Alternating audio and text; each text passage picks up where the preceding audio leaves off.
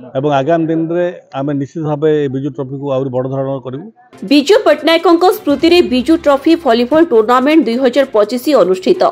विजु पट्टनायक स्मृति में उन्मुक्त जनसमारोह मध्य एक खेल महोत्सव आयोजित होइछि।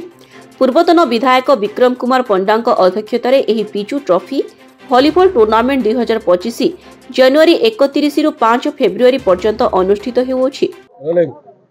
मु सर्वप्रथम आपण मानक धन्यवाद देबी। आपण मानकर सहयोग जोगु सांबादिक भाई मानक सहयोग जोगु एटी दर्शक माने खेल उपभोग करने सुजोग पाइथिले एवं जो विजु ट्रॉफी टूर्नामेंट बैडमिंटन एवं वॉलीबॉल उभयर आयोजन कराइथिला।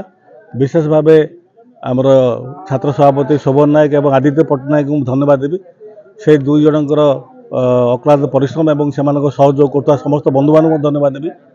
से सहयोग आज कार्यक्रम सफलता सहित आज अंतिम दिन में पहुंची और जो खेला मैंने सब पार्टिसिपेट करते समस्त को मोर शुभकामना एवं विजु बाबू नामित ये ट्रॉफी रे आज जो मैंने जीति और जो मैंने रनर अफ होती मुझे अभिनंदन ज्ञापन कर जो मैंने क्वालिफाई कर जो मैंने पार्टिसिपेट करते मुझे अभिनंदन ज्ञापन कर आशा करुच्ची आगामी दिन में से नवीन बाबूंर कथा को प्रार्थना करी से नवीन बाबू जो कथा कहते ओडिशार पिला माने खेलिबे एवं आगु को बढ़िबे एवं जो उद्देश्य बैडमिंटन कोर्ट सब जगह करते खेलर इन्फ्रास्ट्रक्चर बढ़ाई ओडिशा रे आज तार प्रतिफलन स्वरूप बैडमिंटन पाखापाखि 75 टीम पार्टिसिपेट करते आगामी दिन में आम निश्चित भाव विजु ट्रॉफी को आहुरी बड़ धरण करूँ आपण मान सहयोग ब्रह्मपुरवासी सहयोग ये टूर्नामेंट आगामी दिन में आहुरी उच्च कोटर हम ये विश्वास मोर रही। कार्यक्रम शेष दिवस क्रीड़ा अनुष्ठान रे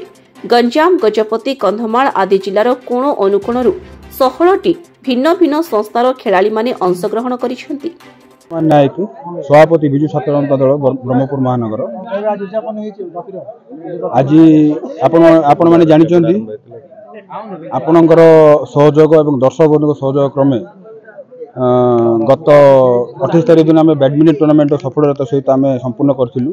तापर 31 तारीख आम वॉलीबॉल टूर्नामेंट आरंभ करूँ।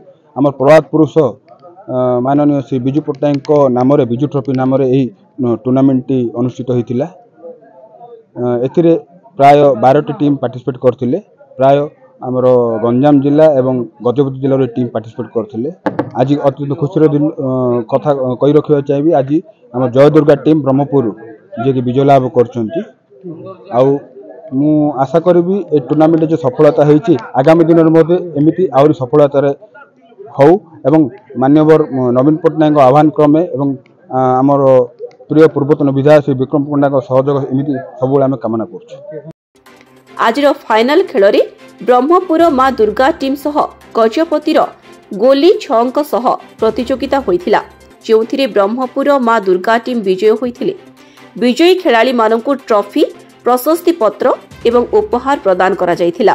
आजिर एही कार्यक्रम रे ब्रह्मपुर पूर्वतन विधायक श्री विक्रम कुमार पंडा मुख्य अतिथि भावे जोग देइथिले।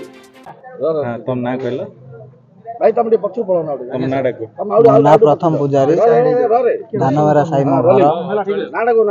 माँ दुर्गा टीम रो प्रेसिडेंट आज मते बहुत खुशी लगुच। बहुत वर्ष पर आज आम टीम विनर है। रिंकू भाई रो सपोर्ट पाई आज विनर है। टूर्नामेंट बहुत भल थिला। लाइट साउंड सब ठीक थिला।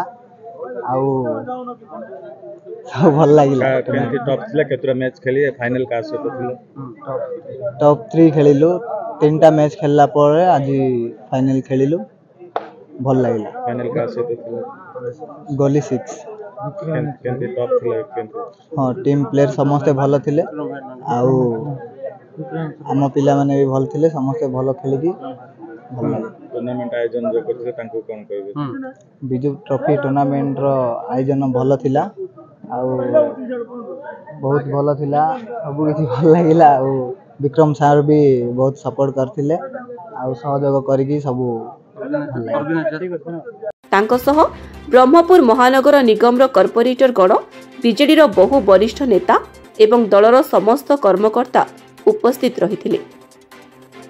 ब्रह्मपुर इतिश्री पात्रों को रिपोर्ट स्वास्तिक न्यूज।